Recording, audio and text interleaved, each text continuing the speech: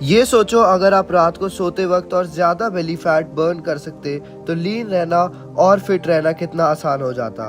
हम इंसान अपनी जिंदगी का लगभग 1/3 हिस्सा सोते हुए बिताते हैं और हो सकता है ये सुनने में थोड़ा अजीब लगे, लेकिन ये बिल्कुल पॉसिबल है कि आप अभी जितना फैट बर्न कर रहे हो उससे ज्यादा आराम के दौरान बर्न कर सकते हो।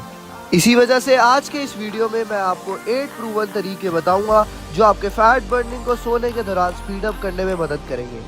सबसे पहले, चाहे ये कोई बहुत बड़ा डिफरेंस ना लाए, लेकिन एक आसान तरीका है जो आपकी मेटाबॉलिज्म को थोड़ा बूस्ट कर सकता है और रात को सोते वक्त ज़्यादा कैलोरीज बर्न करने में मदद कर सकता है। वो है सोने से 30 मिनट पहले एक कैसीन शेक या किसी और प्रोटीन सोर्स का कंजम्पशन। स्टडीज ये दिखाती है कि कैसीन आपके सोने के दौरान अच्छी तरह से एब्जॉर्ब होता है और इसका डाइजेशन आपके रेस्टिंग मेटाबॉलिक रेट को पूरी रात और अगले दिन सुबह तक पॉजिटिवली इम्पैक्ट करता है।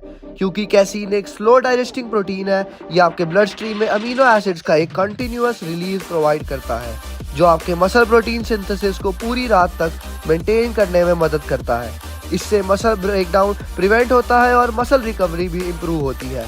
एक और बड़ा फायदा कैसीन लेने का ये है कि ये आपको लंबी देर तक फुल महसूस करने में मदद करता है, जिससे रात के क्रेविंग्स या ओवर ईटिंग का चांस कम हो जाता है।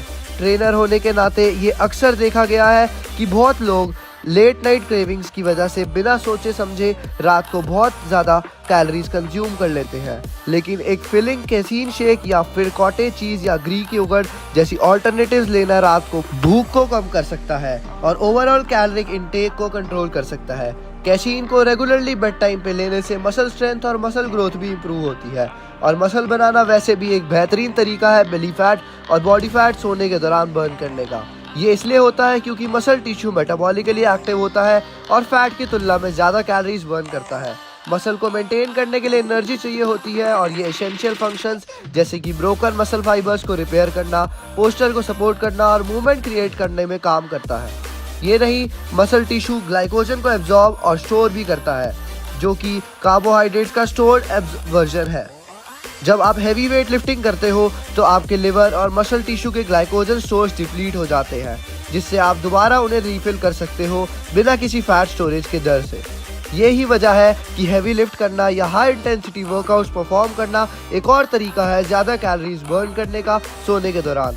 यह आफ्टर बर्न इफेक्ट की वजह से होता है जो अक्सर फिटनेस मार्केटिंग कैंपेन्स में एक गिमिक के रूप में दिखाया जाता है, मगर असल में ये एक साइंस बेस्ड फिनोमिनन है। आफ्टर बर्न इफेक्ट का exact mechanism excess post exercise oxygen consumption यानी EPOC कहलाता है। सिंपल शब्दों में इसका मतलब ये है कि आपका बॉडी एक्सरसाइज खत्म होने के बाद भी एलिवेटेड रेट पे कैलोरीज बर्न करता है।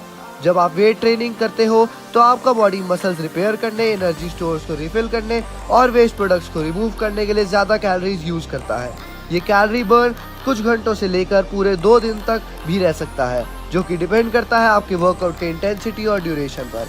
अगर आपका वर्कआउट ज़्यादा इंटेंस होगा तो आफ्टर बर्न इफेक्ट ज़्यादा देर तक चलेगा।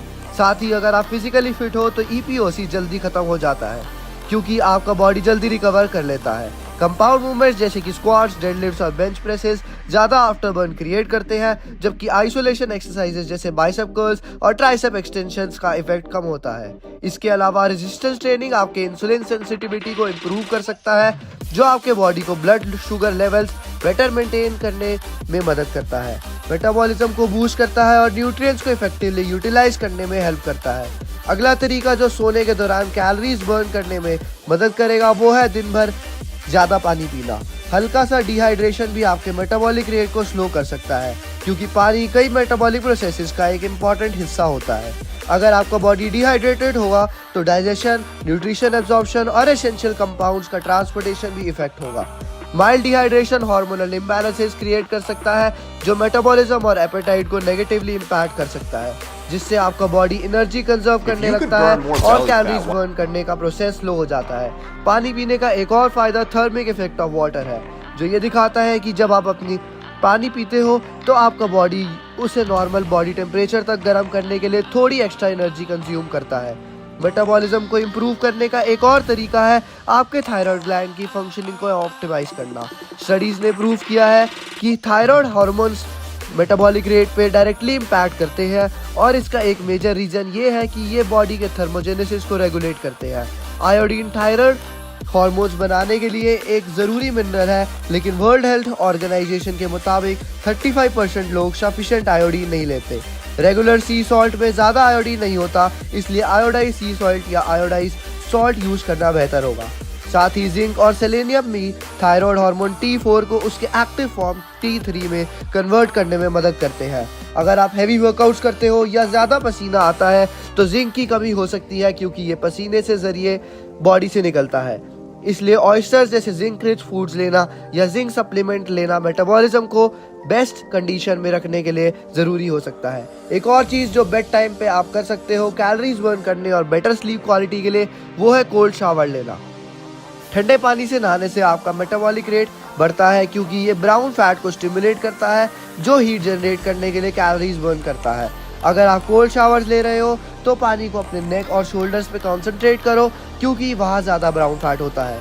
एक सिंगल कोल्ड शावर से कैलोरी बर्न बहुत ज़्यादा नहीं होता ही, लेकिन ये स्ट्रेस रिड्यूस करने और बेटर स्लीप क्वालिटी प्रमोट करने में मदद करता है। इसी तरह अगर आप बेडरूम का टेम्परेचर 15 to 19 डिग्री सेल्सियस तक रखोगे तो ये आपके मेटाबॉलिज्म को स्लाइटली बूस्ट कर सकता है और सोते वक्त एक्स्ट्रा कैलोरीज बर्न होने में मदद करेगा। सबसे ज़रूरी चीज़ ये है कि आप प्रॉपर स्लीप लें, क्योंकि इनसफिशिएंट स्लीप मेटाबॉलिज्म पे नेगेटिव इफेक्ट डाल सकता है। नींद की कमी से हंगर हार्मोन ग्रेलिन बढ़ जाता है, जबकि लेप्टिन जो फुलनेस सिग्नल करता है कम हो जाता है। अगर आप कंसिस्टेंटली 7 से 9 घंटे की अच्छी नींद ले रहे हैं तो ये मेटाबॉलिज्म को ऑप्टिमाइज करने और फैट लॉस एक्सेलरेट करने में मदद करेगा।